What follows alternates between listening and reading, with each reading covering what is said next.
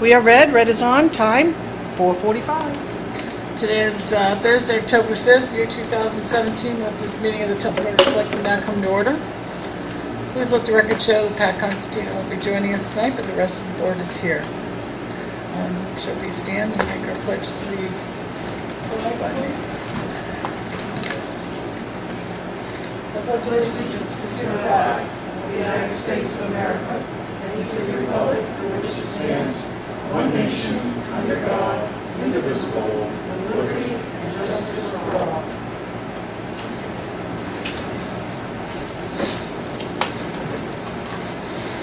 All right, before we go into minutes, we have visitors. Did you want to address the board? Please. All right, I can give you a few minutes if you'd like to come up. Yes.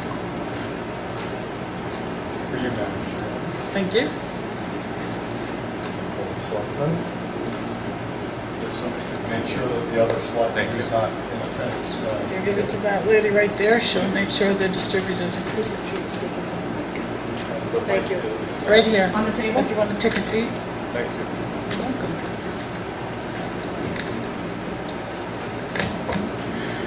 Thank you, Madam Chair and Tilton Town Board members. I am lay brother Stephen Gerard Sidlowski for allowing me to speak to you on such very short notice. I am here because of my wonderful friend and business partner, Kristen Nelson. She has a wonderful son, Gabriel, over at the Spalding Youth Center. So this is more of a convenient moment for me. I do travel the country talking about new possibilities. I would like to say that Kristen has always told me a very pro-life statement. She says, I would rather have an autistic son than no son at all. So Kristen, thank you. Now, what you have before you is a Citizen Overlay Life Peace Zone leaflet. I won't be able to go into detail with it, but I can tell you that I'm traveling between here and Boston for the next 2 weeks, so I'm really in the area. I would like you to review the leaflets, and then you'll notice on the back page I do have my email and my phone number. If you would like to get together with me and have a little chat, an educational chat at one of your wonderful restaurants in Tilton, I would be delighted to do that if that's permissible.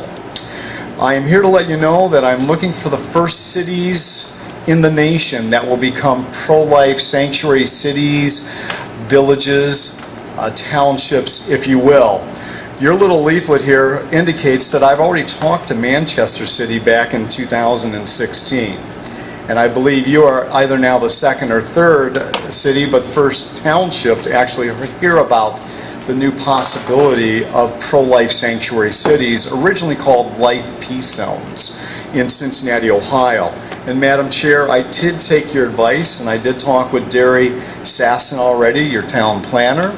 If any of you would like to get together with him, we had a delightful conversation for about 15 minutes earlier today, because he's going to be an important part of that also.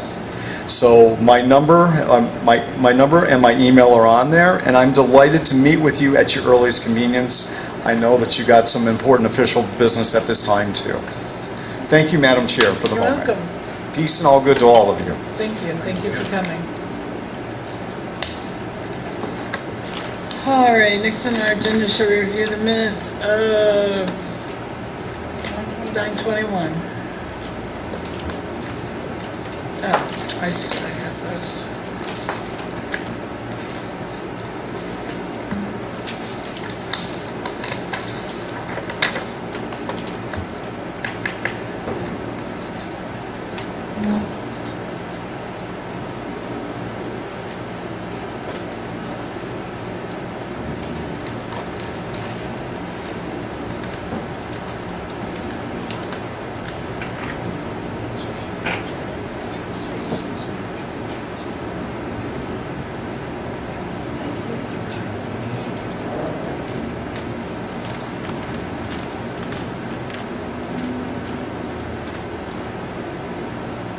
I have a notice, have the sneakers been removed from the wire? They have. Yay, thank you.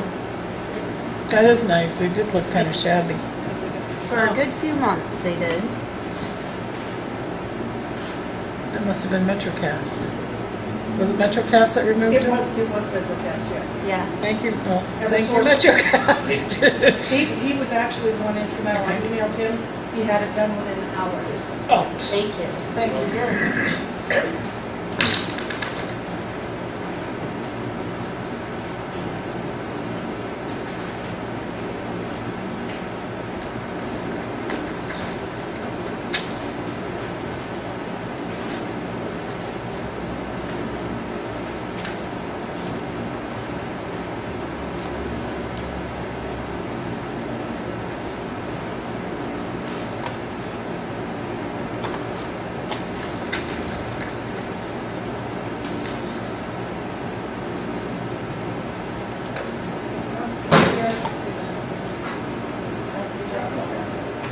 You're closest. You've got seniority. Okay. It's good practice work.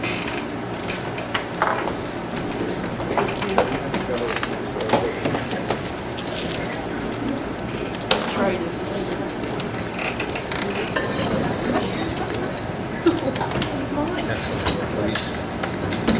Oh, no.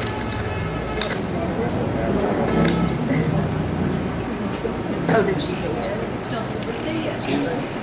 Probably still over there. Like they said, I'm not rotating. That's because he's not talking into his mic. And why is John down at this They end? switched up. We're trying to They confuse you finally- guys. Oh, here it is. Catherine finally acted on something I asked about my first month in. Switch them up, switch them to seats. One of your introductory selectmen things, what basically you don't stay in the same seats, you keep moving. She went down to play health officer for a minute. Oh, Peter's chair. Joyce, you could probably go to the table today. Get in John's seat. Yeah. Am I up? No, Yeah. no. You're not till 6:15. You can come up. But you can join them at the table. No? No, still just keep. Come on, Joyce. I thought it was the bastard. It's too dangerous. I'll wait till I'm called up. Did it do the minutes or-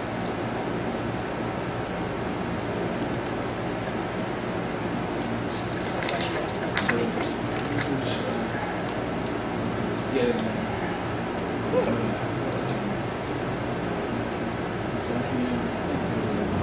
Public input, I think Mr. Manning mentioned something about the length.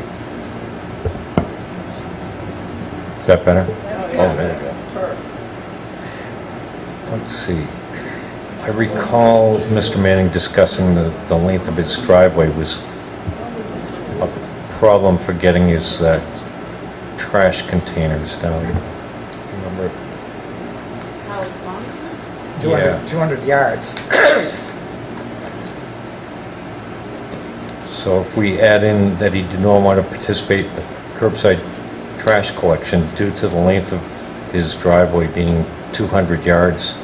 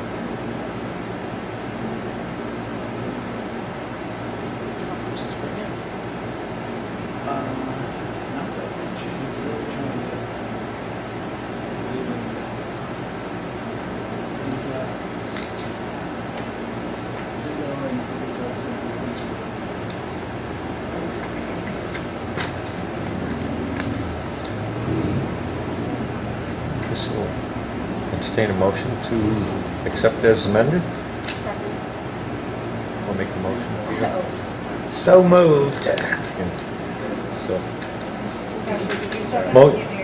motion to accept the minutes as amended by Peter and seconded by Ashley. All those in favor say aye. Aye. Aye. Opposed? So moved. Okay. The second thing, we have, I guess we're 4 minutes ahead of schedule. You just jinxed us. The second thing on the agenda is the budget discussion. So, I would say that we will, And we have a public hearing, is it at 5? 6. That's okay. Hi, can you all hear me? Can you hear me over there? Okay. So, before we get into the budget, if I could just also let you know that in the to be signed folder are 2 items. One is a TAN withdrawal that we need signed, and the other is the management representation letter for the audit. So, in my report that I sent to you, I sent a number of updates for the budget, and the notable items that are in there. We received the Parks Commission budget, and just so that you're aware, that does still include the mowing and landscaping costs, the Riverfront Park and the other parks, and that, but also in the Public Works budget is money for an additional full-time hire, presumably to handle parks and building and so on and so forth, which Brock would, the Public Works Director, would need to sit down and explain his plan, what he's got in mind, because it's more than just park maintenance and mowing. But in any event, I just wanted to make you aware of that, because one of those will have to be reconciled, either something taken out of one of those two before a budget is approved. Another item that I found is that our attorney prosecutor is receiving an increase January 1st per his contract. So there's no mention of whether he's eligible for a merit, but considering the size increase, it was determined that he would not be eligible for a merit increase during the year, so we removed that. So that's a change. Then the other items were supervisors of the checklist, Lakes Region Planning, summer concerts, and animal control budgets we've not received yet. Conservation Commission I had down on my sheet, but we did receive that today. So that's not reflected in here. Last year's budget figure was in this budget, and the new one is $150 more. So the items that are still estimates are primarily the health insurance, as you'll see, and then a number of those in outside agencies. Other than that, I've updated some of the remarks, some of the notes. All the expenditures are updated as of today, and that's pretty much bringing you up to date on the current status of the budget. So I didn't know if, I wasn't sure what you had in mind on the agenda item for budget discussion. Perhaps the chair had something in mind additional, but if there are any questions, or if you have questions so far on any of the items, you can certainly always email me or call me, and I can get the answers for you. I will note for you, on the first page of the budget, culture and recreation is now complete, so there are no estimates left in that.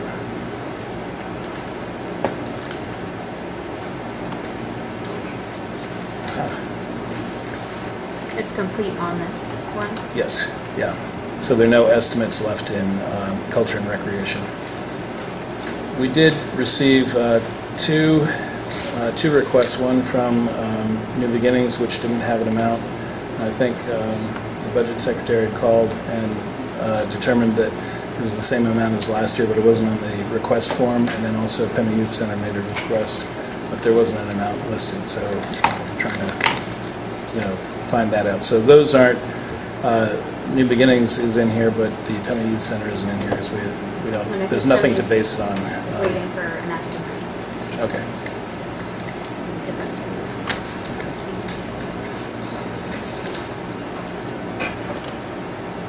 the deadline? It's passed, but, you know, when you have it, I'll put it in, so.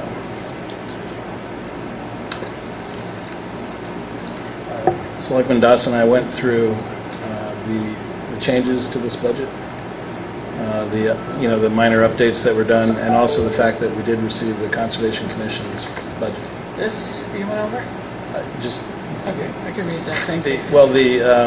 it was actually on the back page of my report I did read this, since the last budget printing, right. and But we've,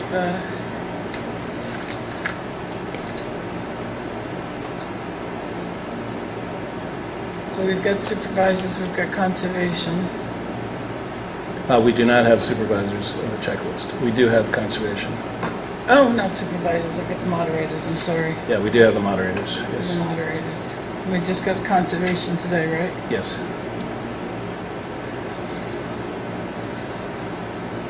Animal control budgets, are you talking about Birch Hill Kennel? That's correct. I thought we had that. We don't. Or am I just looking at last year's? Where there's an estimated figure, that you'll see an E in the note column, and those are based on last year's figures. So where we didn't have a new figure from them, and it may very well be the same, but we just don't have anything from them yet. Isn't it changing ownership? He's selling to a son? That's what I had heard, yeah. Nephew? Okay, yeah. Sounds like it would be pretty much the same facility. Okay.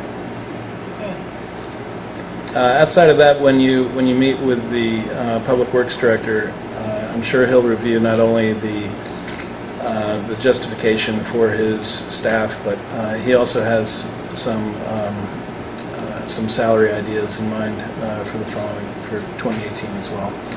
So in terms of adjustments, That is this. it is budgeted, yes. It's in the crew's wages. Was there any particular question or item that you wanted to cover? I don't need it for tonight unless you have it off the top of your head. How much do I have to subtract from this budget to well, this is more than just that question. Let me ask the first question. Does this budget, as it reflects this, the 16-hour, oh, I'm sorry, that's because I talked to the table. The 16-hour dispatch that we approved. Yes. Yes. In this budget, does it reflect an entire year's worth of the additional wages for the 2 new full-time positions? Yes. Okay. I'd like to know that amount so that I could subtract it from this budget so that I could better see how it's increased. Rounded to the nearest thousand, it's $122,000, and it's Thank you. listed on the first page of the budget. In the notes section next to the police department, to the right, you'll see 2 FT dispatchers, so 2 full-time dispatchers, $122,000 over base increase of $31,000. The $31,000 was the original 1.5% increase. So with the $122,000 of the dispatchers added, it's a 7.5% increase over prior year. You better take my hand and walk me through the daisies because I'm not finding it. Yeah. So if I go to this or the PD budget,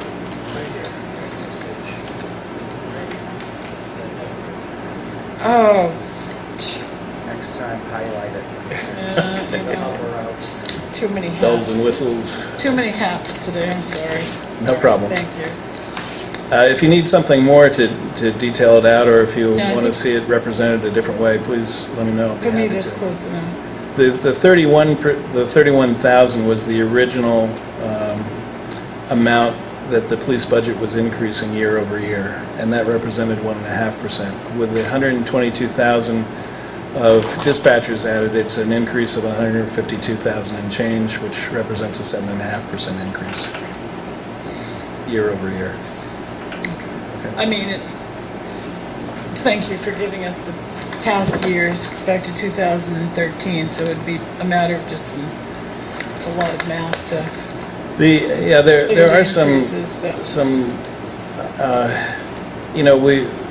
we're trying to preserve the prior year budget lines, but in reality, when you look at dispatchers, in that, we call it support services under the police department budget. So Yeah. right now, we have one dispatcher there, and then we have the administrative assistant also budgeted in that line. So, we may need to look at what would make the most sense in terms of comparisons down the road. But it is appropriate in terms of support services because they both do provide that function. But once the dispatchers are in there, it's going to be heavily weighted towards dispatch. Well, here's my question, though. In support staff, didn't we have in there, along with the administrator's salary, didn't we have money in there for part-time dispatchers? No, the part-time dispatchers would have been paid out of the part-time line. Okay, has that money been removed from the part-time line from last year?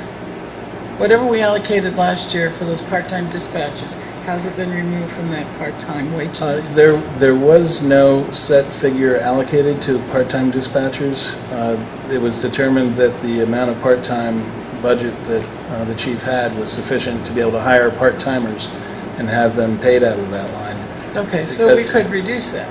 Madam Chair, we're going to triple our dispatch, but you want to cut back part-time help so these new ones don't have PTO?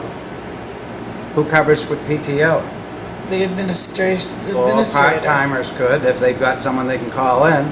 Well, when he gets here, we'll ask him that. In the meantime, I'm highlighting it. Well, we've That's also... a very good point. Well, if I could also point out that year-to-date in that line, we've spent somewhere around, let's see, where is it? Part-time salaries, wages, we've spent 53.5%. And that represents the other part-time officers that we have working. And there are times of the year where they're very much needed and work a lot, and other times of the year where, it varies wildly. But that's been a line that it does save us money when part-time officers are working, especially if there's someone out on disability or workers' comp. That's helped us in the past, so I would advocate saving some money in there to be Except able to pay with all the new part-time. officers we have, we're supposed to be at absolutely full complement. I think we're over complement. We shouldn't need so much part-timers. It's probably a good discussion to have with the chief. Yeah, I think so. Thank you. I believe last That week, was diplomatic. Kick the can. That's right. last week when we discussed having the 2 additional full-time dispatchers, that was a question that was asked, and said the response was that with those additional, that there would be no additional costs and no additional hours That's to cover the time off or any PTO or anything, that schedule would work out. And they do have officers man the dispatch station from time to time. They use it as a learning tool, and also it just depends what resources are available and what's going on at the time. But We have a very expensive police department, more so than most communities in the state. And we have to do something to make it less expensive. That's my feeling. I think the dispatch was necessary after the Lancaster Hill story. I couldn't vote no. Safety has to be primary, but we've got to do something to reduce the cost. All right. So,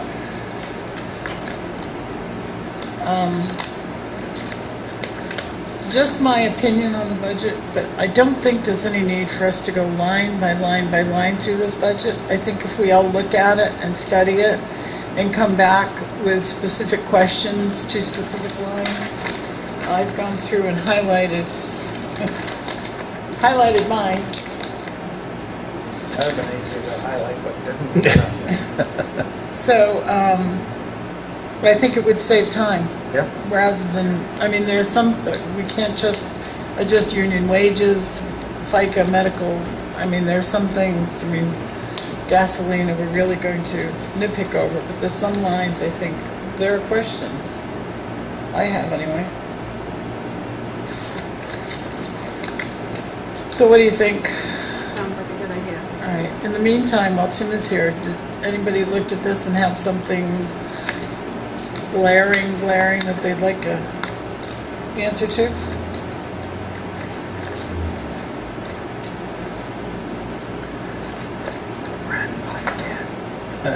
I can also provide you, I mean, there are other reports I can provide you with, which would be the wages or revenue I'm still working on for next year, but I should have that done very soon, probably by the end of your next meeting. But whatever you need, just please let me know, and be happy to get it for you.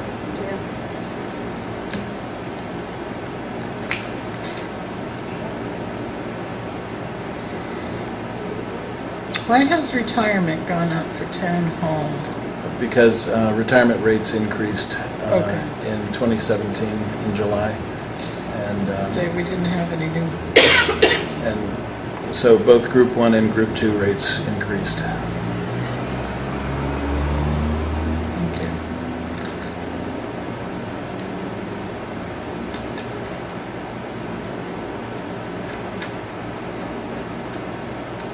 Okay. And Lakeshore Demetri Fire Aid, I know I asked you personally, but just to get it out there, they've increased their rate. That's correct, and the rate in the budget reflects their 2.6. request.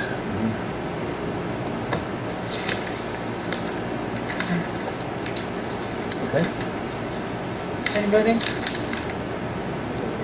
Okay. All right, so we will take this up in earnest next week.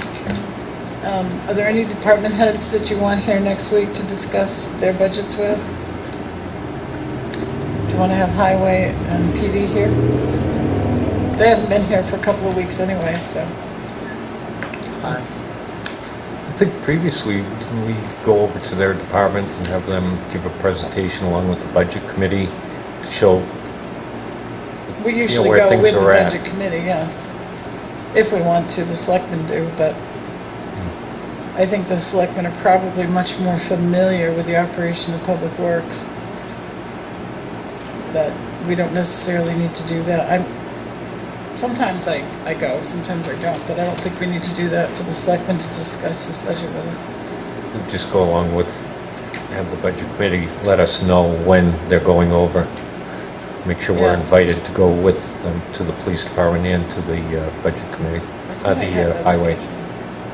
I would. Thank you for bringing that up, though. I would recommend the Public Works Director make his presentation soon, so that, to the board, so that you can make a determination as to staffing levels as well as the parks. So that's one I would recommend doing earlier than later, if possible. Yes, because I don't think you'll have an opportunity to talk to Parks until next month, but anyway. So what do you think? At least PD and Public Works next week? Yep. Be ready for them? Just as a preliminary, I don't mean as a final, but just to get started on this. Yeah, We and may have more questions that we want them to come back for, but they're usually here anyway. the other part is having a joint meeting with Parks and Public Works. For the final, I think so, yeah. Where it's next week. And they should probably get together on their own and Yeah, like I Okay. said, though, he, Oh, you're on. hash it out. with his vacation, Yeah, I'm here. he's not gonna be able to meet with them Monday night. I'll get over there. Well, Monday's a holiday, so he's off, he won't be back till Tuesday. When do we meet? Monday.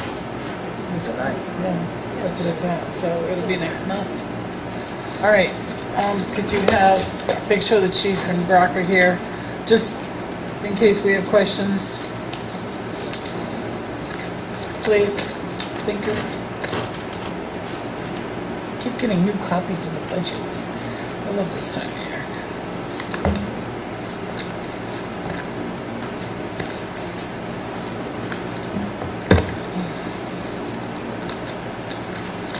Thank you, Tim. Has everybody signed the TAN request and the budget,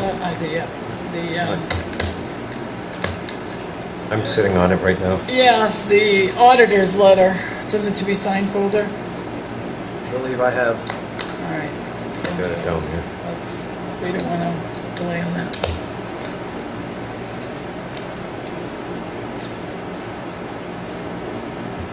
Moving right along.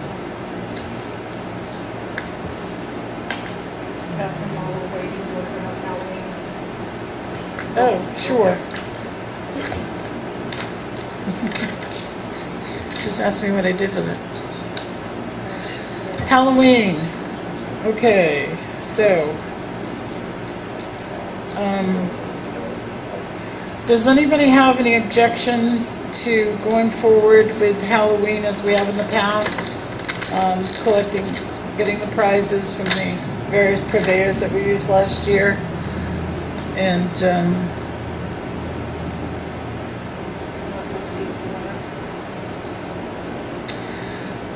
who organized last year's event? Pat and Jane, I went off and got the prizes, Okay, but she and the chief and a number of people, she organized the judges. okay. Great. Can you make contact with them tomorrow and see if they're gonna do it again for this year's? I'm pretty certain they are, but we can confirm. Yeah, let's make sure. Okay, I think if we just make a motion to not exceed the 200 for prizes, we can at least get that piece taken care of.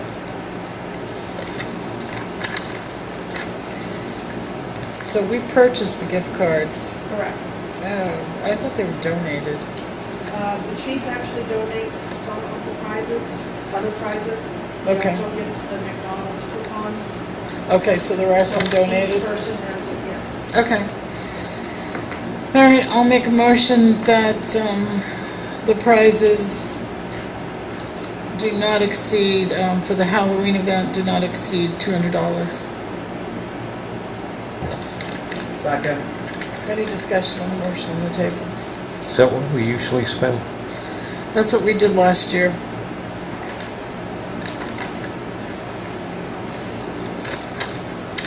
Of course, I keep looking for the rest of the minutes. Oh, that was all there was on it. That's all there was? Okay. All right.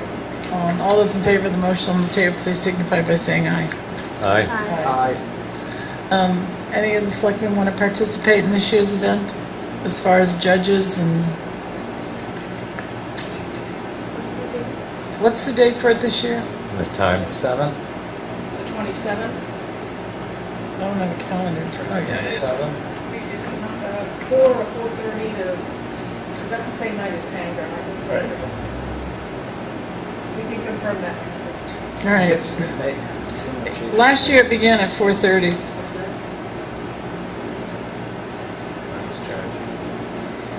All right, if you'd get in touch with the chief and Pat, and then make sure you let us know by email that that's all secured up. We don't want to let kids down. Joyce, ready for you? You ready for us? What time is their public hearing? 6 o'clock. I've got it right here. All right. Just trying to make sure I had everything that we...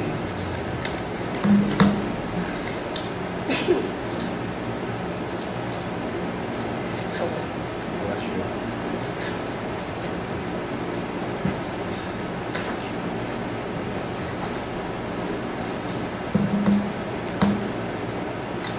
I signed it. All right, thank you, John.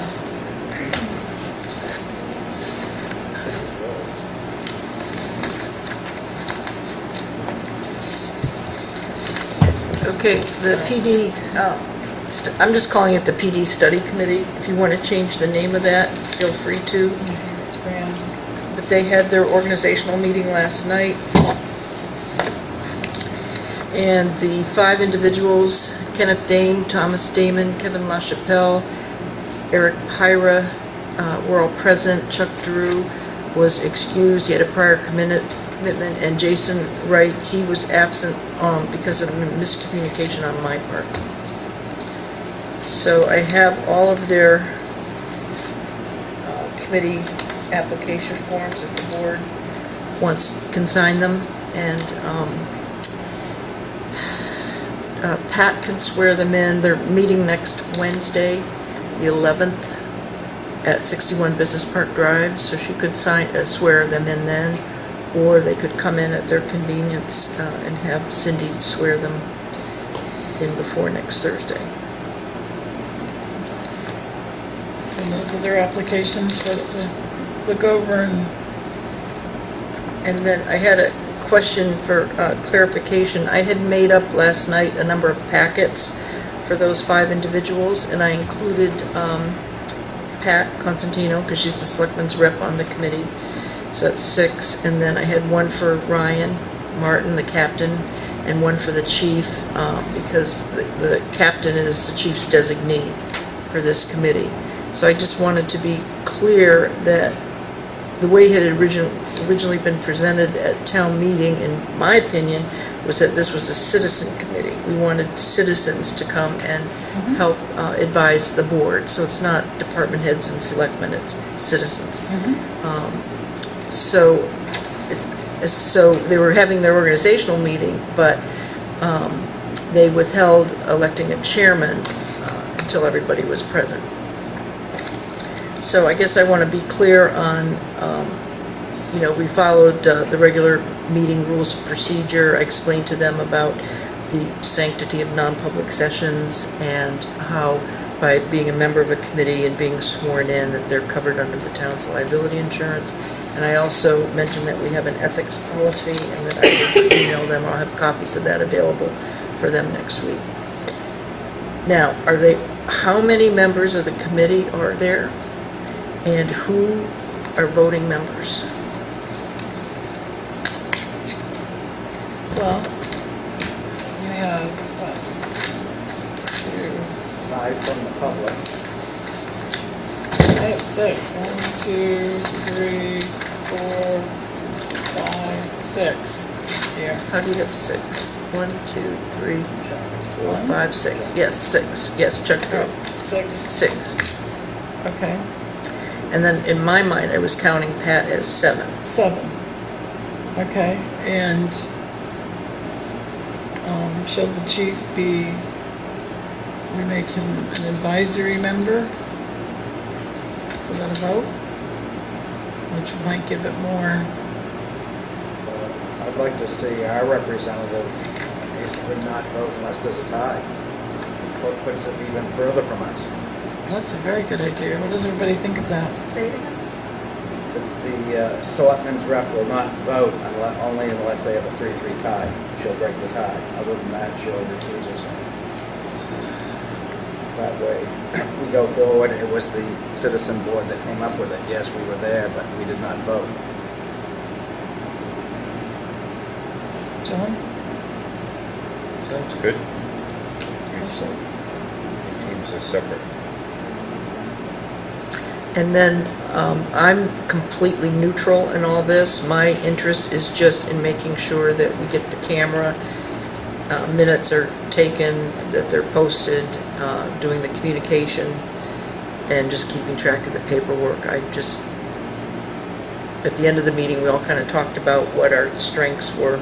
I know I'm not a voting member, but my primary interest is just safety. So, to answer your first question, how many members? It sounds like 7. That would mean that the chief or the captain would just be an advisory status, not actual members. Right. It means they can participate in the Yes. discussion, but they don't vote. Yes, and same with Tim. He wants to be involved and can answer questions. Anybody, they're public meetings, and anybody should be able to. I would advise them not to have non-publics too, unless, I can't imagine why they'd have to. One was on the sale prices of the other parcel sale prices and appraisal values. Okay, that I could see. Yeah, I mean, it's just, we didn't want to bat numbers around. And then that the selectmen's member would not be a voting member. Okay.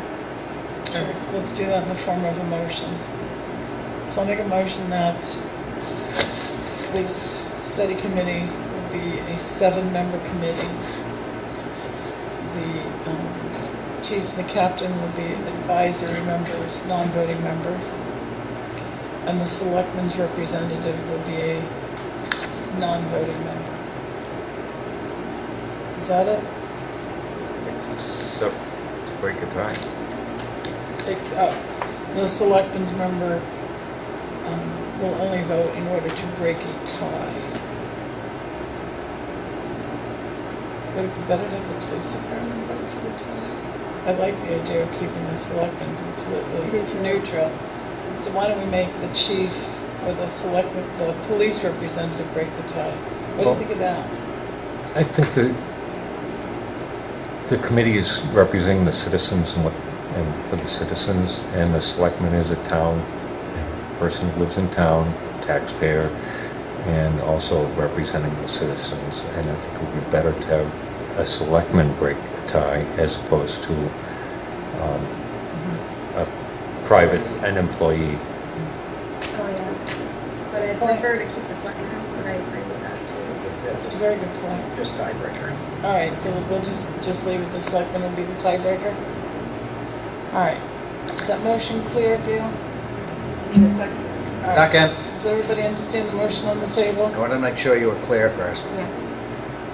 Study committee, 7-member committee with chief and captain advisory, non-voting, selectman rep is non-voting member except to break time. Okay. All those in favor of the motion on the table, please signify by saying aye. Aye. Aye. Aye. Opposed? Motion carries. The next thing is, we Alternates. should have a selectman's alternate. Yes. If you want to have a selectman there to, answer questions, we should have an alternate to that committee. They meet on Wednesday nights? Right now they are. Okay.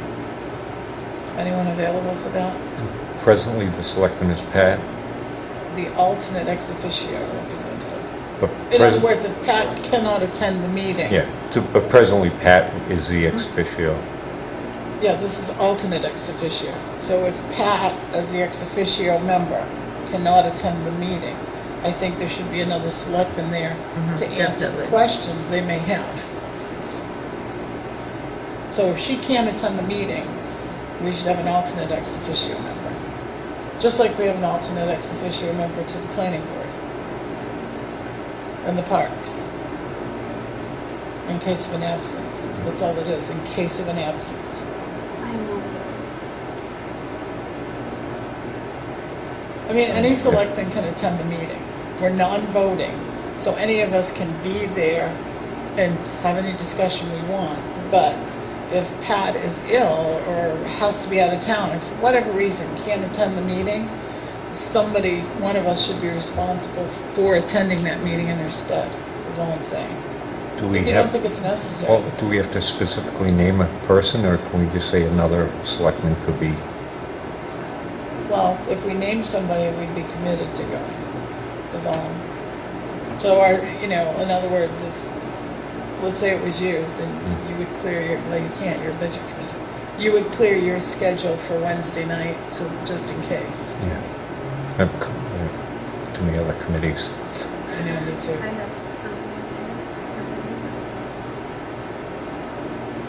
it. Gail? I'll play Blake. Would I be,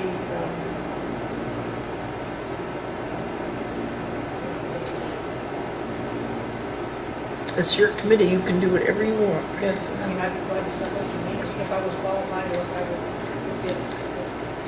was, John makes an interesting point. If we left it open, and then if none of us could go for whatever reason, then perhaps if you could, that would be great. And I think that's excellent of you for offering. What does So- everybody think of that? So it'd be a selectman or a designee could attend in the event of, Right. And I'm just, ex officio not questions attending. come up. They might want a selectman's answer what to. about Tim? Didn't he say he wanted It might not ever be an issue. But I'm just trying to cover it. I want this thing to succeed. All right. The next thing is, what about alternate members? I don't think we need alternates we already have the chief. Oh, alternate citizen members. We have 6 so far.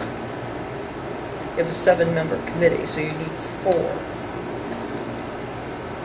vote. I mean, as 7 members, so 4 is a quorum. And you've got 6 citizen members. Actually, we have 9.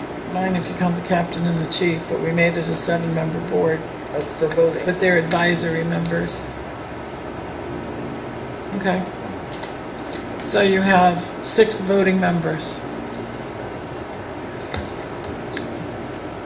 And you only need 4 to have a quorum. Because the ex officio will make or break a tie. Or no, just break a tie, Break a tie. not make a tie. No voting. What do you think, people? We should be all set. Yeah, I I'm think we should be able inclined to get 4. They seem pretty enthusiastic, the 6 that we have. You know. And, I agree. And they're very focused. I mean, this initial phase shouldn't require that many meetings, because there'll be a lull while, once the board decides what's the one, then it'll be like a month until we get the numbers. And then it would be a matter of planning the presentation for town meeting. So, not at this time, no alternates at this time. Sounds like it's a consensus, we all agree. Yes, so the next meeting is October 11th at 5 o'clock to do a site walk, then they'll come back here at the town hall. They have quite a bit of reading material. They received copies of everything that the selectmen have received to date. The wetland study, the geotech report, the Gary's renderings, and his pros and cons. And so they have a lot of reading to do. There was also a suggestion that when they have an opportunity, they should go to our existing police station, for those that haven't been there already, just so they can get a feel for what the current operational layout is and just how cozy it is. And then they also had talked about going to visit other newer stations, because this is a brand new committee. They've not done this before. Meredith was suggested, Laconia, which would be the 2 closest, and then the ones that Gary himself was involved in was Milford and Somersworth. But they, Guilford, Guilford just built one, didn't they? I don't But is Guilford's life safety? Like Molten Boroughs is life safety, and I think they should steer away from life safety and look Didn't at you put it. in Milford? But Laconia Milford, and Meredith are standalone police stations, yes. and they're relatively new. And then they'll also elect a chair. But they can go anywhere they want. Right. Which ones were built by the same architect? Somersworth and Milford. So we could go online and look and see if they were just strictly police stations. Because ideally, it would be nice to have something by the same architect, Yes. so they can point out what works and what didn't work. I agree.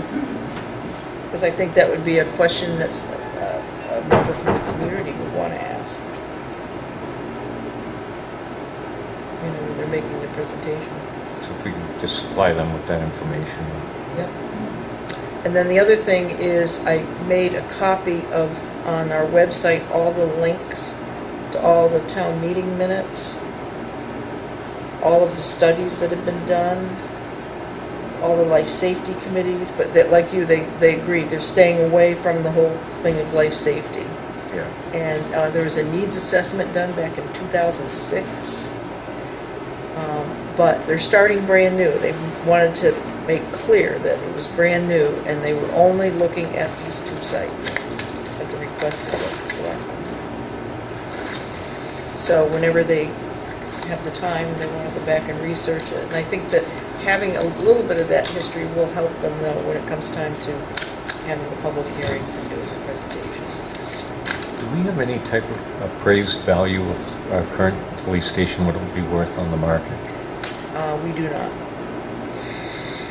The only appraisal that the town has that we've paid for was for the Business Park Drive building and lot and the abutting lot, when we purchased it in 2008. Would be interesting to have that number available so they know, what the numbers would look like. So if they feel that that's important, then that would be something that would come to the selectmen to authorize having that done.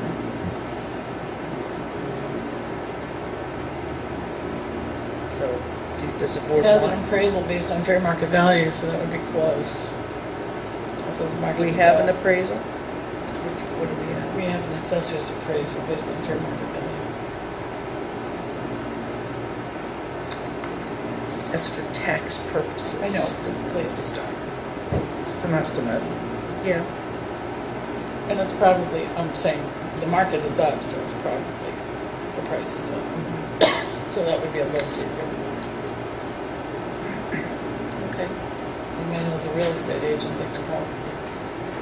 And then the other point of clarification that came up from someone that was present at the meeting was I'd have to go back and look at the initial email communication back and forth with Gary when you were putting together the scope of work for the work that he's doing now, that we got the money at the 2017 town meeting.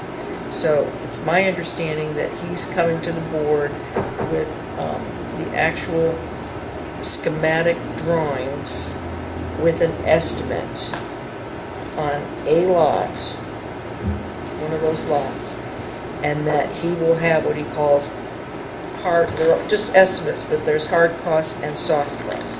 The hard costs will be, once the type of building materials that are selected by the selectmen, if you're going to go with brick and mortar or if you're going to go with standard construction materials. Once that's decided, he can get those estimates, because everything's based on square foot. Plus, we can deduct the cost of one of those steel toilet units, 2,000, because I'm sure we're going to bring the one we have, right? We build a new building, we're going to leave it there, right? I wouldn't. And then the soft costs would be the site improvement costs and water, all those other little extraneous things. So, and that's what we go to town meeting with. So does that mean that we're going to be prepared to do a bond authorization at the 2018 town meeting? If it's approved, then, go ahead and get the authorization, because then we'd have the money to actually go to the next step, which is preparing the bid documents. Right now, we don't have the money to do actual bid documents and bid administration. Is that a question we can think about? You don't have to decide right now, I but mean, right now, town meeting allocated us enough money to get a rough estimate, basically, of the cost. It's not a hands down, this is what it's gonna cost. right. So, yeah, that'd be So a it's challenge to go to town meeting with that, but, and ask for a bond to Right. build. The advantage to getting the authorization in 2018 is that interest rates are still holding. Doesn't mean you'd spend it, but it's something to think about. Like, what's our end goal? All right. MetroCast cable, it's not 6 o'clock yet. I keep looking. Okay, project reports, classified road off of Laconia Road. I sent another reminder to Phil Miles at DOT. He said he's looking into it. Bittern Lane Engineering, I sent another request. I shouldn't say another, I sent a request on the status of her letter. She's supposed to be sending a letter, and also where she stands on the other information that the board needs, which is approving accepting the engineering review estimate, submitting revised roadway plans, and the materials and documents that are needed for the driveway permit application to DOT.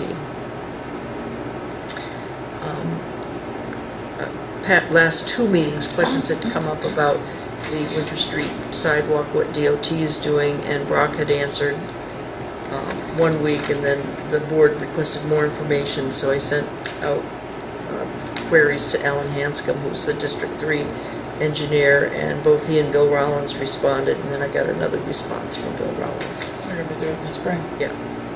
So I don't think anything has changed from what Brock had originally said. Well, I mean, here's the question. Are they running out of time to do it this year? If they have to wait, I saw the water isn't gonna be done till the end of October. When does the plant close? Which plant? Northfield will close between, probably for Thanksgiving. Hooksit's gonna go probably later. You can go down to, let's see, Concord, Londonderry, Drake-it. You can get it anywhere, and that most of them are gonna be running into November anyways. I mean, Because the uphill lane was reclaimed by the water company for their lines, correct? So when they're done, they need to put a layer of asphalt down for the winter. are they doing, did the water company end up tearing up the whole road? I One- know no, down one- the lower one- section. One lane, basically. They did one pass with the reclaimer. I saw in the lower section, it's just half the road. Right, And the state is definitely going to do more paving in the spring. but it needs to be It paid didn't for the look winter. like that they're just gonna top coat. It didn't look like they're gonna reclaim or anything. Looks like they're just gonna put some asphalt over the horribleness. Do you have the emails in front of you? What I sent? I just sent another one today from Bill. Winter Street. Sidewalk? Yes, Winter Street sidewalks. End of October.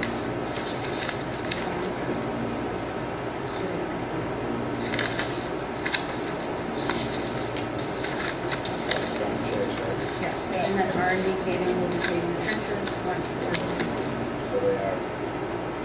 They're only gonna cover the water district's work. Right, they're going to be complete around the end of October. It's been moved to 2018. And they're going to do some additional work on the road prior to resurfacing. So Well, that's would you not- want to wait and do sidewalks as soon as they're done? You can't do sidewalks on that road until we see what they do with the ditching. Or you shouldn't. You can, but you shouldn't, because that's what's eroded our sidewalk away. So the paving of Winter Street has been moved to 2018, so they're going to cover what they've already taken off though? Yes, that's the R&D trench paving, I believe.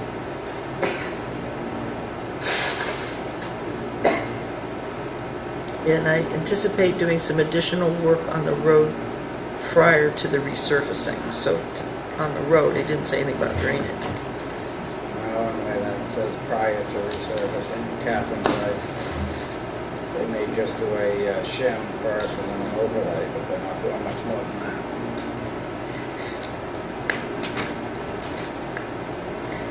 We have told them that we don't ever intend to take the road, right? That they get to keep it. Yeah, we were just thinking, No, thank you. this one back from Alan says, Joyce, there is time for sidewalk improvements provided they can be completed before the end of August 2018. Wonder why he said that. Yeah, why would we have to have them done before August? August 2018. I know, but still, why would we? Apparently he doesn't want us having our trucks parked on the freshly paved road, marking it up.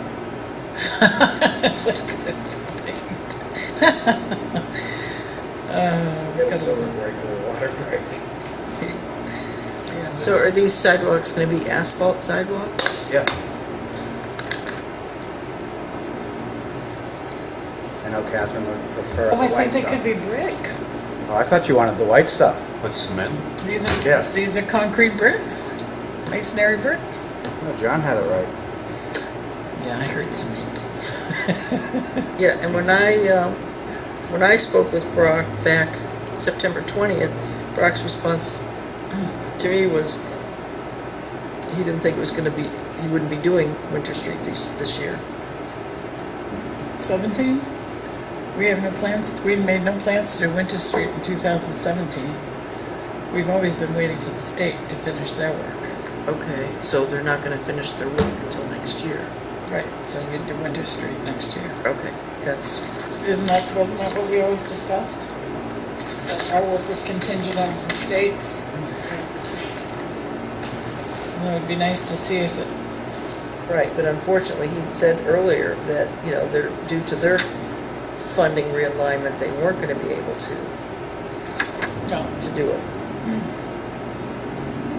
So I guess we're just gonna set this aside. Now, you can still go ahead and do RFPs for it and get your contracts for next year. Oh, he should be doing that. It's nothing, that. All right, so you want that Brock to costs do- nothing. Don't you think you should go ahead and get RFPs? But that's some pretty extensive sidewalk work, if I remember, because the banking is eroding away down below Hardy's, just before the corner, isn't it, where it rises up? It's pretty well trenched out. Barrett's, in front of Barrett's. That's right. And there's another place further up on Right. the right. Wait further. But he's gonna write the RFP, so. All right, so do you want Brock, and when do you think the work would be? I mean, you could award the bid and then, 2018 season. okay, I wouldn't give him a date, but you could give him an end date of okay. finished by October 1st or something. Okay. I'm still working on the WRTA agreement. I'm sorry. Oh, it's okay. Curbside collection, the board had a legal opinion from New Hampshire Municipal Association. And I got a second opinion, because I know this is the case, but I wanted, for the sake of the new selectmen, to get it in writing again, that when the selectmen ask for a legal opinion on something from New Hampshire Municipal Association, you become their client. So that communication is not subject to the right to know law. So you don't have to make that information available. We usually do, because it goes into our decision-making process, but, so it's not subject to right to know. So if you want to talk about that later, or whatever you want to do. It's attorney-client privilege information, so we can talk about it towards the end of the meeting. Okay. New Hampshire Solar Garden, I just got his responses to, we talked about questions to ask that Eversource had suggested, and I just got his responses. I just briefly reviewed them. I don't think they're quite what we wanted. I forwarded it to the board, but if we could put that on the agenda again for next week. Can we go back to solid waste for a minute? Yes. Peabody Street? Are we gonna Yes. talk about it later? Is that what we're talking about? Well, That's not really part of the opinion, but no, We're on no, no, curbside collection. No, but we were on curbside Yep. collection. I'm trying to propose a solution. Peabody Street's one way, correct? Correct. So if you've been to the city of Portland, the two main arteries through the city from South Portland to Falmouth are one way. As you enter them, you'll see signs saying snow plows running against traffic. Can't we do a same thing with trash truck run against traffic on that street on collection day? we could, but, you know, Peabody is such a short street. Is it really that much of an inconvenience? We've only heard from what, one resident? Referencing, Two. Two. That Well, don't we only wanna heard directly from have- one. That don't like to have the garbage on either side of the street. I don't remember if they don't like Well, putting it over what- there, or they Well, don't they want don't- their neighbors on theirs. Well, see, everybody puts it on the right side of the street, Okay. On the east side. on the east side, but because there's no houses there. There are two houses on the east side at the very end. So there's a duplex that puts their refuse across the street in front of a nice little house with a nice little yard, and if you look at Google, it's not a lot of room, but you can do it. It's only really a problem on the days when you have recycling as well. And then the last house on the right, that person who has a lot of room doesn't like the fact that, you know, someone's trash is going in front of on their property or in front. and the person putting it over there doesn't want to put it over there. Do we know our right-of-way width? On Peabody Street, Yeah. It'd be quite an inconvenience for that truck to go up, turn around and come back down for two residents. Can they lift the one barrel into the truck? they could do that. I mean, I understand someone's concern or, you know, their right It's to not one have, day. Right, it's I'm not it's saying a I'm- little, in agreement, but I mean, they have a right, I guess, and And when I stuff hear blows the out complaint. of the neighbor's bin onto my property, who's ultimately responsible, health officer? well, technically where it comes from, but It's Yeah, the but if you see, The yeah, owner but, of the trash. yes, But but if it's in front of my house on trash day, who are you gonna blame? since they didn't want to get They a might. two-arm truck for, they feel good reasons, maybe they could get out for that barrel. I don't ever remember Tony saying that was even an option. Yeah. I never Well, heard that that it was was an brought up option. and he said they don't work well or something. The resident had brought it up to Right. Tony. I heard Tony bring it up here, Oh, you did? Yeah. A two-arm truck? Okay. and he said something about they break often, maybe, I'm not sure, but maybe they can get out for that. Well, on my street, then- they had the same thing. People had to put it on the other side of the street, and they did it. And then they switched it back to the other, and everybody conformed and put their trash out. And there's a few streets that they have to do that. I'm sorry that it's not convenient, but, I mean, You know, we gotta have an orderly But they're not, collection of trash. what you is, know, raising concern about it. what is the time that they have, that they can, what is the earliest they can put their trash out? 5 o'clock the day before the scheduled day of collection. I thought that was just Main Street. We did that townwide. Yeah. That's in our ordinance, section 910, 4 point something. I thought we did it just for Main Street for the merchants. Okay. No, the Main Street no, that's for the whole town. They have to put theirs out at 6:30. It's just inconceivable to me that you can put trash out, let it sit all night for the raccoons and whatnot, but. it True, is but what these it is. are all bins with covers. That's the, You ever seen what a raccoon does to a car trunk?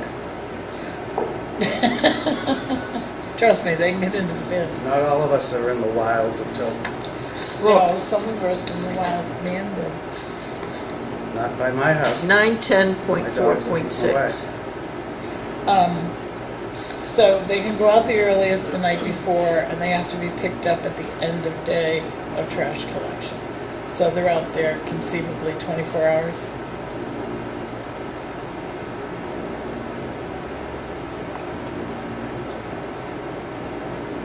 I really think they need to comply. I mean, it is what it is. If we start making exceptions, we're going to be making them all over the town, and instead of having something that's But the it's, same for all, then, you know, some are going to have relief and some aren't. It just seems, I don't know. but we're not making exceptions. The company we're contracting with is making exceptions because Well, then what do we do on Murphy Lane? if somebody else Make came them- to us with a similar concern, if we could resolve it just as easy as them getting out and picking up that barrel, then I would say that too. I mean, you brought up a good point saying the residents are having to conform basically to what they want when there are other solutions for trash pickup. Well, what our ordinance says is that, and the term they use throughout this whole section is designated curbside location.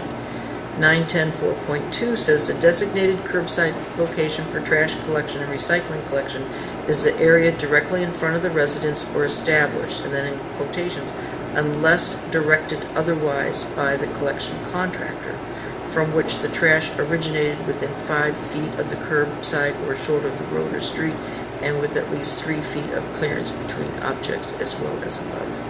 So it has to be within 5 feet of their residence. Is that what that says? Of the curbside or shoulder of the road or street. They won't go beyond 5 feet of the curbside or shoulder. They have to have 3 feet clearance between objects as well as above, and then they can change the designated curbside location if directed by the collection contractor is the one that directs changing the location because he can't pick it up. Right, and then, like I said, we make an exception here, and then I can think of Murphy Lane. Murphy Lane is a one-way road in with no turnaround, no hammerhead, nothing. Yeah, don't think. That's not, well, Don't But they he goes back in? no. He doesn't back in? I think thought they stopped. I thought he said he could do Murphy. Oh, that's a great place to back in off of Route 3. That was a horrible place. I know you're being sarcastic. I'll call and I always wondered about that because he had spoken with the residents, because there's only 2 that are in there during the winter time. Murphy Lane. Yeah, when- Yeah, In the what does he winter. do in the but summer? in the summer, there's what? It's full. There's 10, somebody 8 that, to 10. as long as they can keep it plowed and have a place for him to turn No around. place for them to turn around. Not that track. Unless, the only place would be is that I had does a hard, Walker's driveway tee off of it? a little bit. Little- I had a hard time in the summer with a rack body turning that Yeah. around. I ended up backing out.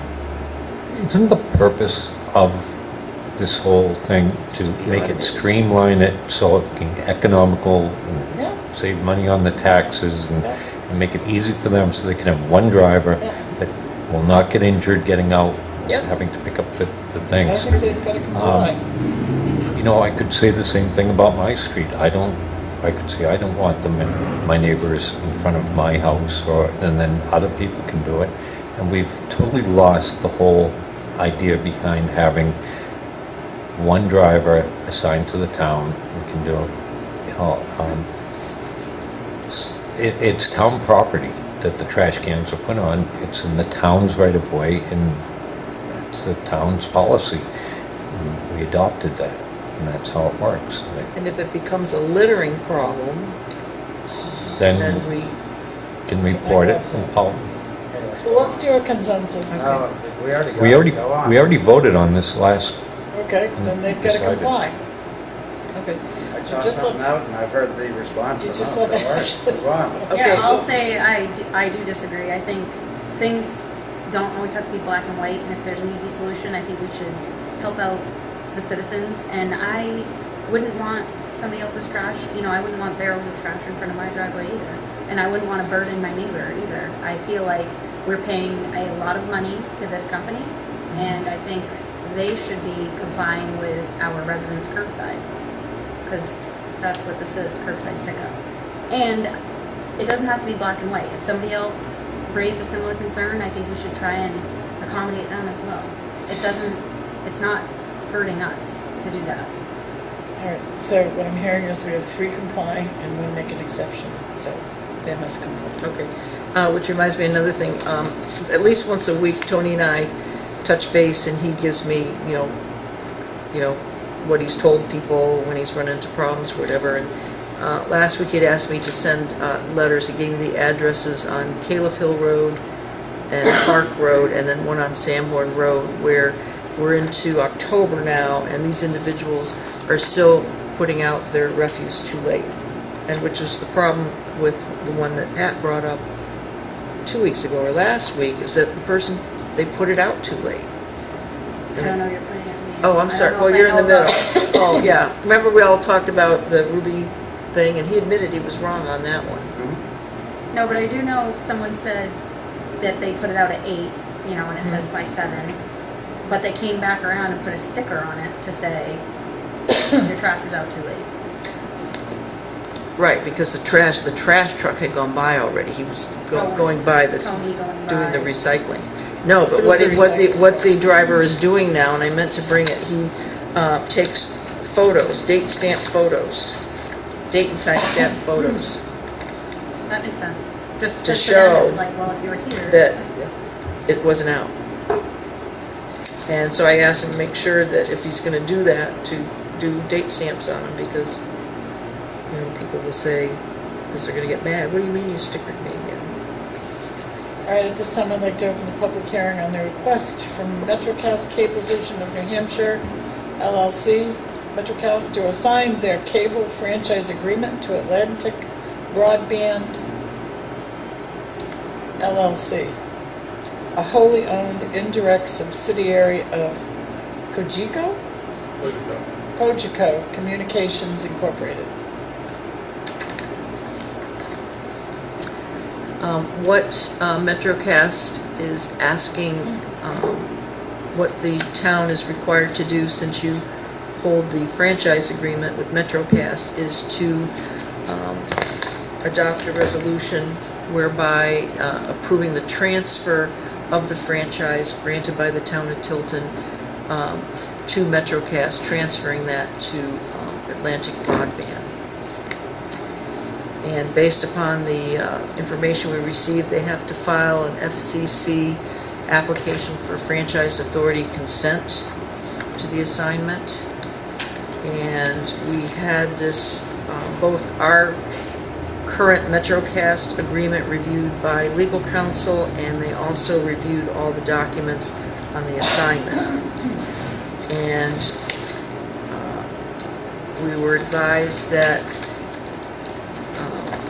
to make sure that MetroCast had lived up to their requirements in the current franchise agreement, and also to give the information on their poles and wires. I don't know if they own the poles, but whatever they use in the right-of-way, so that they can be assessed. So we implemented that, and I did receive all that information from MetroCast. So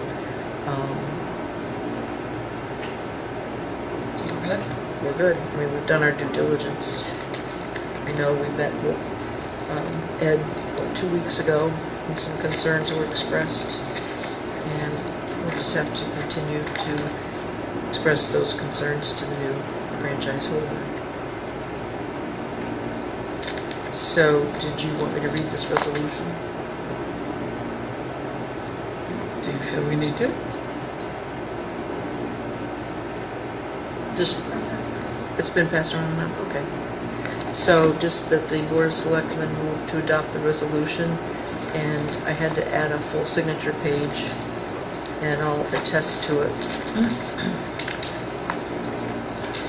Were you asking me to read it for the public? No, just, and we do have a member from MetroCast here if you want to address that. Anything you wanted to say, or Al? No, I just have a couple quick updates from our last meeting and follow up on that. My update, my name is Ed Merrill, I'm manager of MetroCast Association, and I wanted to follow up with our updated service calls by month, and we've included September. We had another month go by, so I have one here. And what it demonstrates is that our service calls by month in the town of Tilton continue to go down. So I have enough for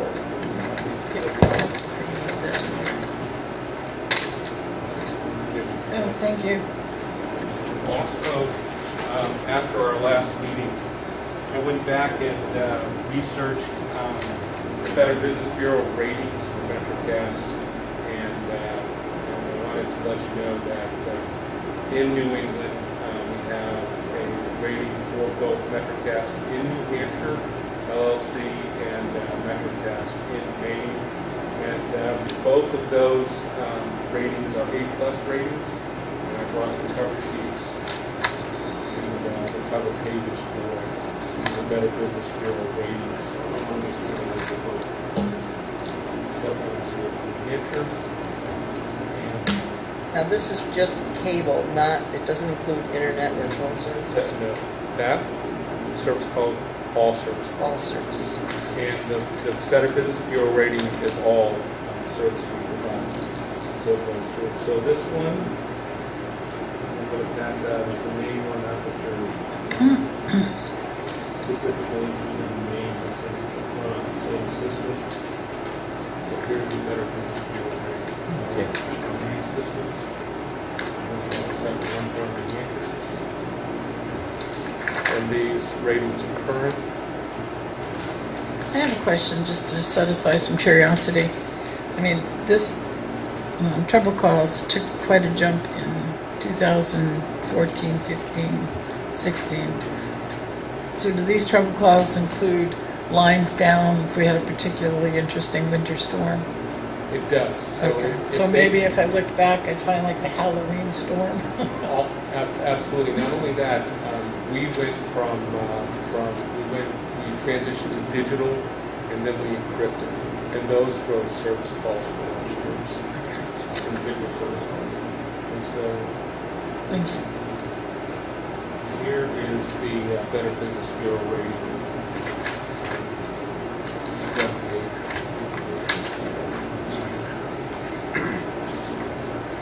I just had a question. I had somebody who asked me for assistance to pay for the MetroCast bill. And just to pay for their bill online, I can show you, okay, the number of 1-800-952-1001, I believe that's the number. And what happened is, they tried for, they said 15 minutes to try and pay their bill. And at 8:08 p.m. I called to try and help them do it, and it just disconnected and wouldn't allow them to do it. And that was for 3 minutes and 31 seconds to pay the bill. Called back, it was 20 seconds, and then that got disconnected through the number, push the automation system. So called back again at 8:12, and after going through the automation system again to the exact same point, took 29 seconds and it was disconnected. So called back again, and after at 8:13, it took 1 minute and 38 seconds and got disconnected again. After that, finally got through to an operator, and that total time took 26 minutes and 49 seconds to pay the bill. So that took 1, 2, 3, 4, 5 calls and about half an hour to pay your bill. I would have to know the date. Okay, it will be Friday, September 22nd. Was there a motion? First call would be 8:08. To adopt the That was the 22nd 808. at 8:08. And then the final last one was September 22nd at 8:15, and that was 26 minutes. I can look into our system, what was going into our system. We can track that. If you want me to look into that. I think it's just the way the system, and I've been told that it regularly happens, that it won't. The system kicks you back out, and then what happens is it connects you to an operator, and the operator said that, oh, there was a problem with the system, they corrected it, and then get back on it, and the same problem was still there.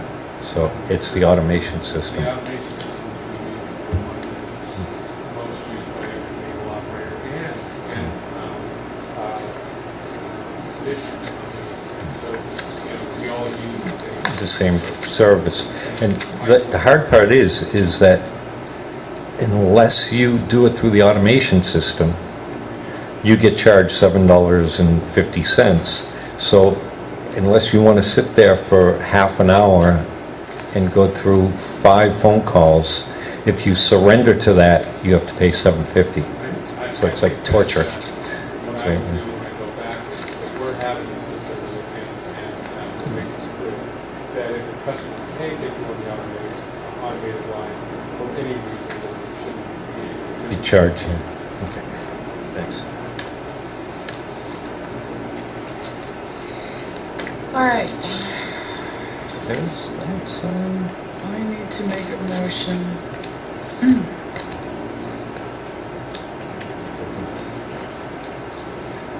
What's the name of the agreement? Thank you. I'll make a motion to accept a resolution approving the transfer of the Cablevision franchise granted by the town of Tilton to Atlantic Broadband LLC. I'll second that. All those in favor? Aye. Yes. Opposed? Motion carries.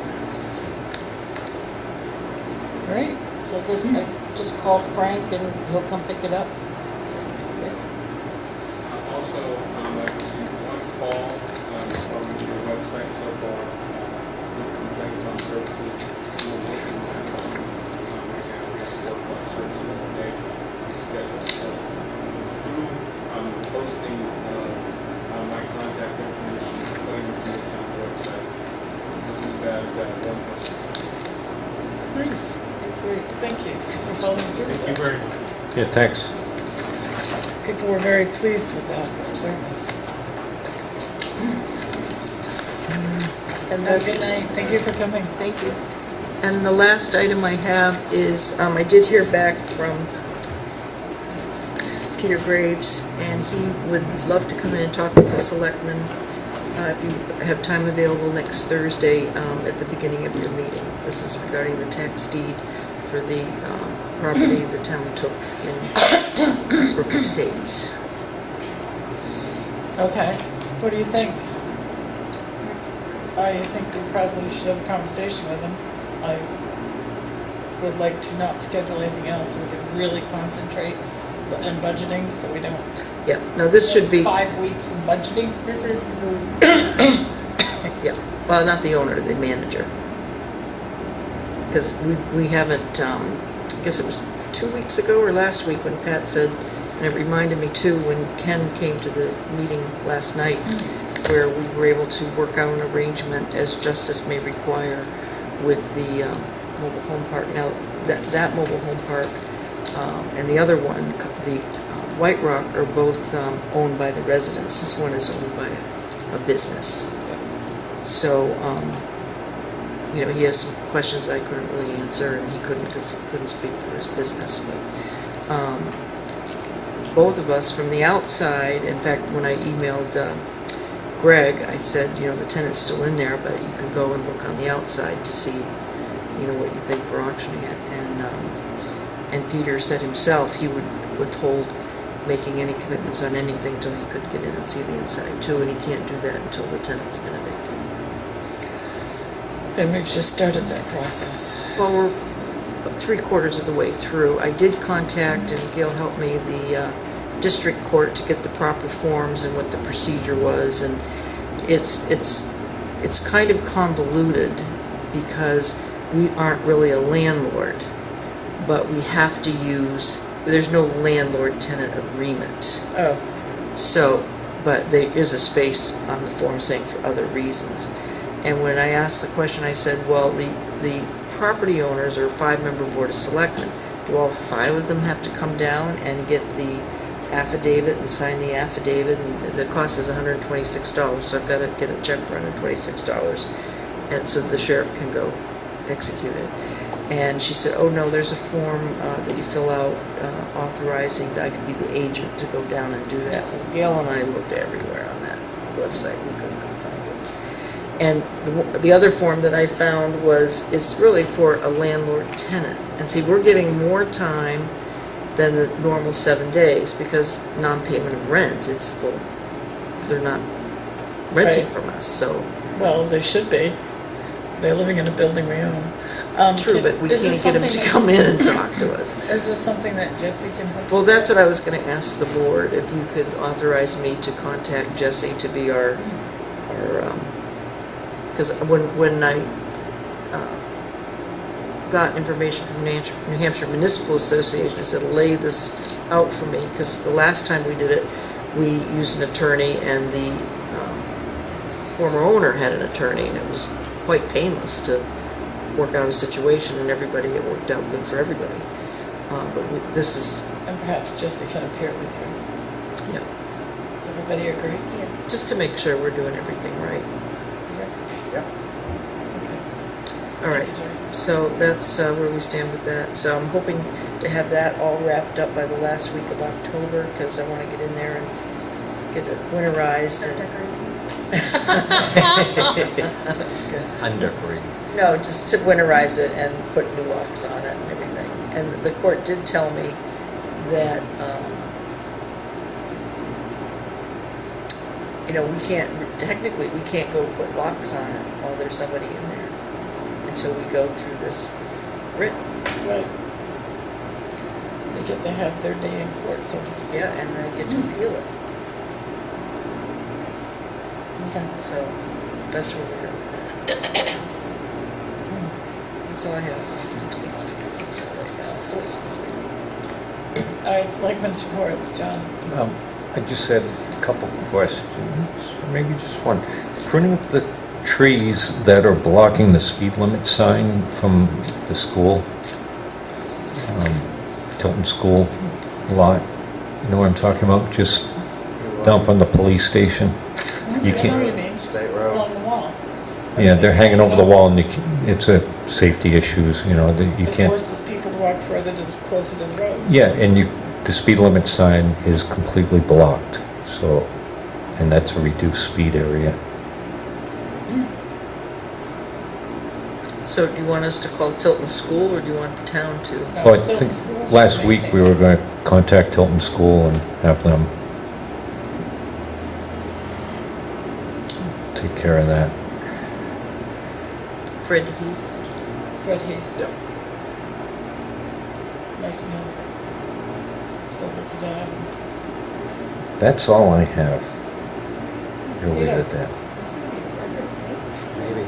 Let's see, October 18th through the 21st is Amnesty Fall Cleanup, so get your stuff ready to go. Thank you. Ashley? That is on the website. No, but it's... All right, I have two things. So I've been trying to get estimates for other than asphalt sidewalks for our main street on both sides. It's a challenge.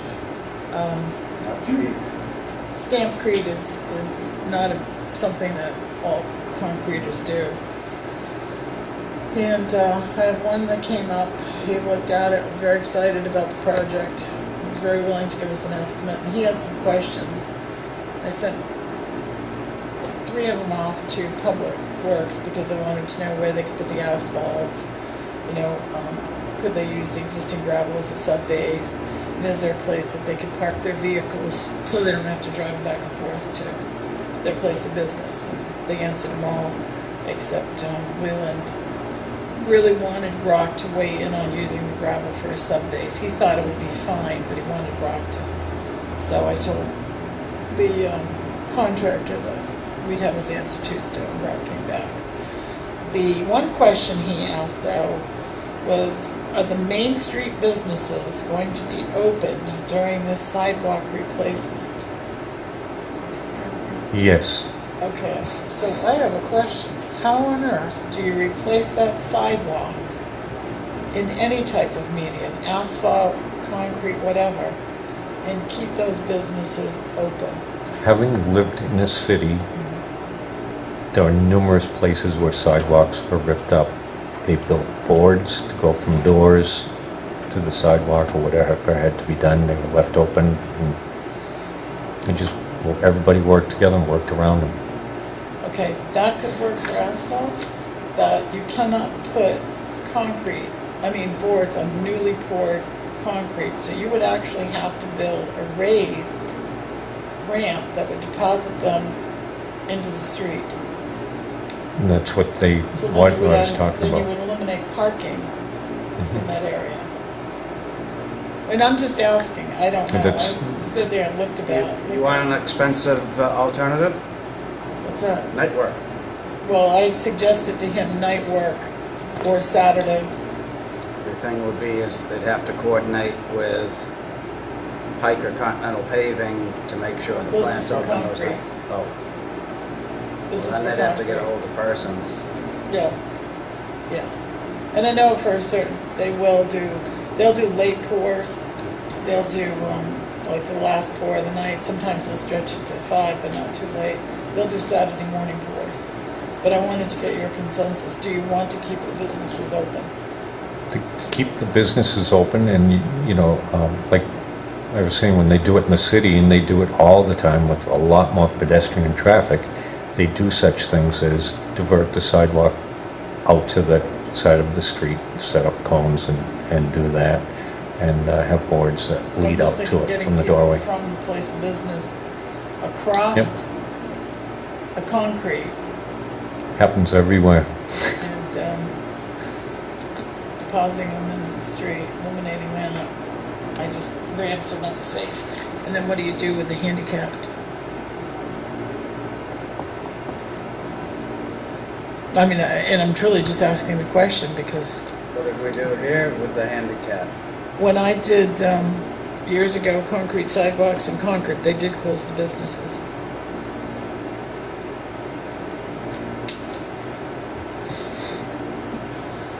They didn't want to be, pardon? I'd say leave that up to. Well, they didn't want to be liable for the, building ramps and whatnot, and then handicapped people in wheelchairs became an issue, so they simply closed those, the sections of sidewalks. Usually you do a 90-foot pour for sidewalks, so I'm just throwing it out Is that there. 90 by 5, or is that, because these are wider? These are wider, so they have to go around some stuff, which isn't too much, so they'd probably do 70 feet at least. Although this is stamped, so this is a little different. I don't know how much they do with stamped. They might do less. Because you can't let the concrete outrun the stamps. So they probably would do less. Good question. See what the contractor's suggestion is, All what right. they suggest. So do you want me to respond back that we would like, if at all possible, the businesses to remain open? Or do you want me to respond back, we'd like the businesses to stay open? If at all possible, I think. Okay. To the contractor, because he's preparing the estimate based on this answer. Answer. Stamping, are they gonna set up sections and just do one long pour, or are they gonna do like, Now, with stamps, you actually have these rubber stamps. They're patterns.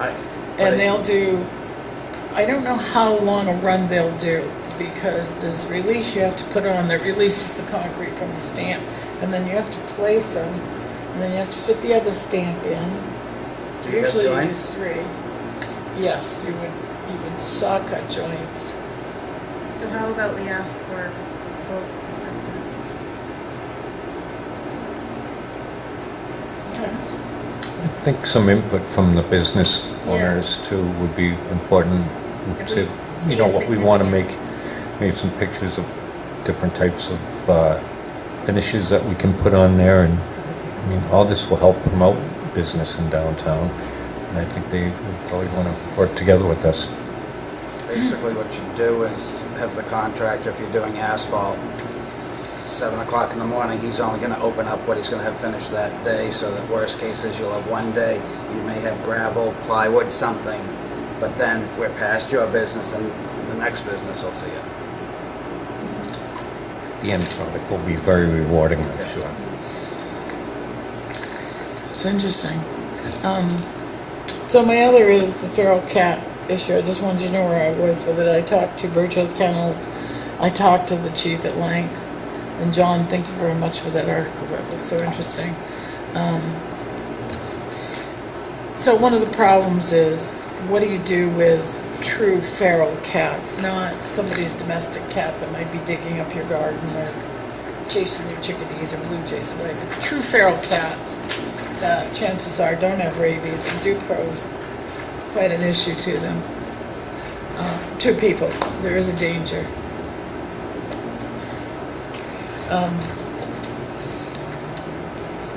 In 2016, Birchill Kennels added language to our contract. I didn't notice it. And he has a disclaimer in there that, with an exception, that he isn't handling feral cats. And the reason he did that was because he doesn't have any place to bring them. Veterinarians will no longer euthanize feral cats, and it's mostly because of animal rights people. And I understand their attitude, but feral cats do pose a danger to humans, especially young children. So that's the problem. Once you capture them, and that doesn't seem to be the issue, what do you do with them? And he's right. I've contacted a few veterinarians. They don't want anything to do with it. Just lost my train of thought on feral cats. There used to be a woman that came up and would trap them, and then she would take them back She was from either Candia or Manchester, somewhere in the southern part of the state. And she would have those that they couldn't retain, euthanize them, and try to tame the other ones, I'll say, and get them adopted. They'd neuter them, they'd do what was necessary, get them shots, and then they'd try to get them back out there as humans. But How many feral cats are we having around here? the last time, which was a few years ago, I had an issue of feral cats. There were 26 of them, including 3 raccoons, and she's pretty sure a possum. At one place? At one place. A woman from out of town was bringing in 25-pound bags of Purina cat chow, putting them on her rental property by her garage, just cutting the bag open and walking away. I happened to be there because the neighbor across the street had called about the feral cats. There were a couple of them, and I was talking to her, and she drove up, and I watched her do this, and out of the brush from behind the garage come 3 very large, very healthy-looking raccoons, and they were eating it right along with the cats. And I'll tell you, I walked over there, those were not domestic cats, and boy, they looked awful too. John? I think it's important to read through. It's a little bit lengthy, but the document that I supplied you, and it determines that if you go and start feeding a cat, you become responsible for that cat. It's a domestic animal, and ownership doesn't mean that it goes into your house. Just as like if people have a barn and they have cats that they're feeding in their barn, those are their cats and they're responsible for them as well as their well-being, shots and all that. So they could be, but you'd have to read through that article. It's very informative. It's by UNH. It's a Pierce, it was a law study, I think they called it. There's a lot of case on it. It's And good. there's a lot of information on it, and along with the problems. There's also a couple organizations in New Hampshire. There's one called Safer that works over by the Dover area that they've had a lot of experience with dealing with feral cats and encouraging people not to go and feed them. And they have trapped cats, and they have funds where they neuter or spay them and try and find homes for them. And some of the other ones are relocated into places where they have feeding stations for feral cats, and they're monitored to make sure that they're but there's a lot of really good information that, and I urge everybody to take a look at it. It was good.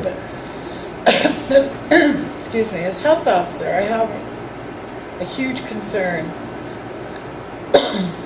Chapter 436 requires that cats, dogs, and ferrets, 3 months of age or older, have rabies shots. Now, since we don't license cats and ferrets, suggest me, and I'm not suggesting we do. Equal opportunity. We don't have, Or fish. we don't have a way of tracking cats unless the police become involved. And I really do think, and this has gone the way, it's not just our police department, but it's kind of been the way they've all treated it, is they don't see cats as a danger to humans. And they really are. A small cat is much more approachable to a small child than a dog. Oh, kitty, kitty. And then it turns and bites them, and now you've got a problem. I think that, and again, think about it, we'll talk about it next week, and hopefully we can put this to bed. If I call, or anyone calls our police department and says, I have some cats, they're very aggressive. When I go outside, they're very aggressive. I don't recognize them, they're not mine, they're not my neighbors. They need to respond and assess that situation and determine whether or not these cats may be rabid. And trust me, the minute you look at a cat with rabies, you know it has rabies. It's quite a freaky looking thing. But they need to assess it. They can't ignore these calls. They can't pass them off as absolute low on their list of priorities. A feral cat being aggressive is a dangerous thing. If I had young kids, I'd be more concerned about that feral cat in my neighborhood than I would a fisher cat. We have an animal control officer, correct? No, We used to. we used to. we assigned, in fact, Officer Patton was our animal control officer for years. But when we signed with Birch Hill Kennels, the conversation with the police department at the time was that why do we have to have a specific officer as an animal control officer? If I make a call and that animal control officer is on vacation, does that mean I have to wait until he comes back before somebody comes and gets the feral should cats or cover. the dogs that's chewing up my chickens? We should probably revisit that in our contract, just because I don't want any animal to be. Well, we've never contracted with Birch Hill Kennels to be our animal control. No. They are they are our town pound, if you will, which is also required by law. They do, however, contract with Northfield as their animal control agent. But I would think that we have enough police officers at this point. I'm that if surprised that we anybody eliminated calls, that position. I'd like to see when it Any was. officer would respond. Did we officially eliminate that position, or did they decide not to fulfill it? When did we get the union? I don't 2008? believe you'll find it in any selectmen's minutes. How about just a? Then it should be there. Well, that's how it was with, he was paid a stipend over and above his base pay as an officer, to be And- the animal control But- officer. We eliminated the stipend because, again, we felt that it wasn't the responsibility of one officer. It had to be everybody's responsibility, so there was 24 hours, 7-day-a-week coverage. Mike Farrington was animal control. I might have been for a Yeah. while. I know Billy was the most recent that I remember. Billy. I I'm remember curious to there's see an why it oxymoron. But just anyway, ceased. if you think about it, think about how we should approach this. Let's bring it back next week and have it settled. Okay? Anything else? Oh, yes, we do. Are we going to, oh, thank you. Yes, at this time, I'll close the public hearing on the request from MetroCast Cablevision of New Hampshire LLC to assign their cable franchise agreement to Atlantic Broadband LLC. Thank you, Gail. We need to discuss our attorney-client privilege and information as it pertains to trash collection.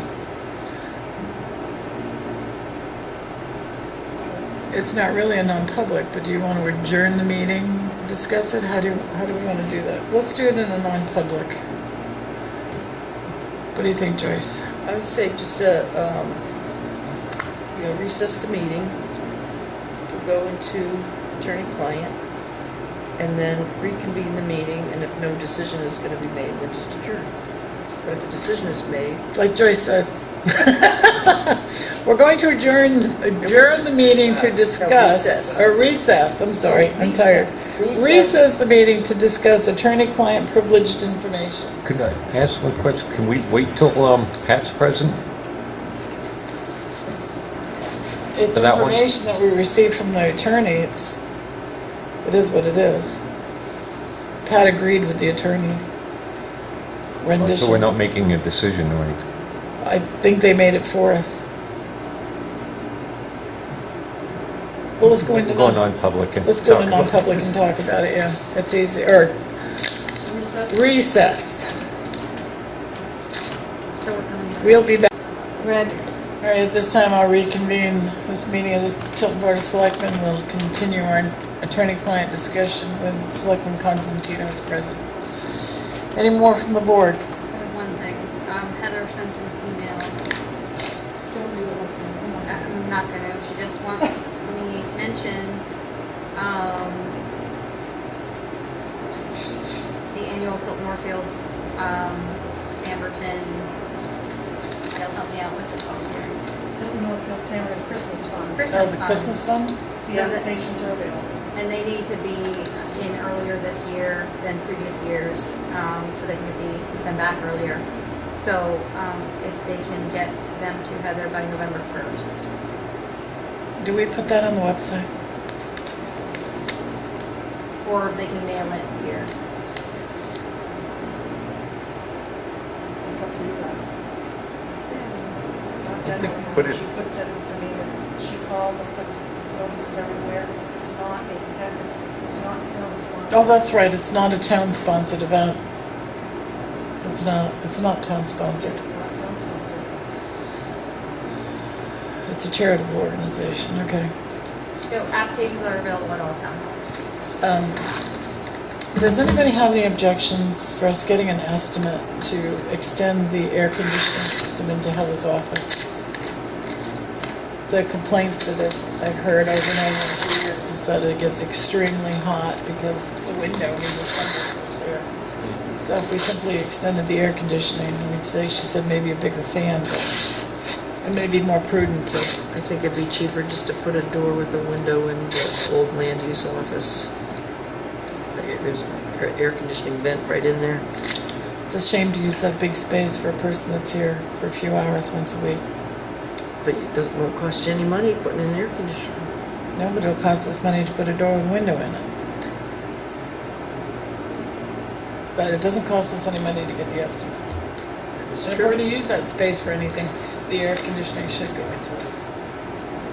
Anyway. All right.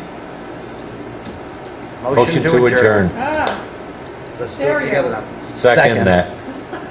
You get to choose. Figure it out. JSPF. What would happen is it'd I like be this like one. just in my office, because I'm on the very end of it. She's gonna be even further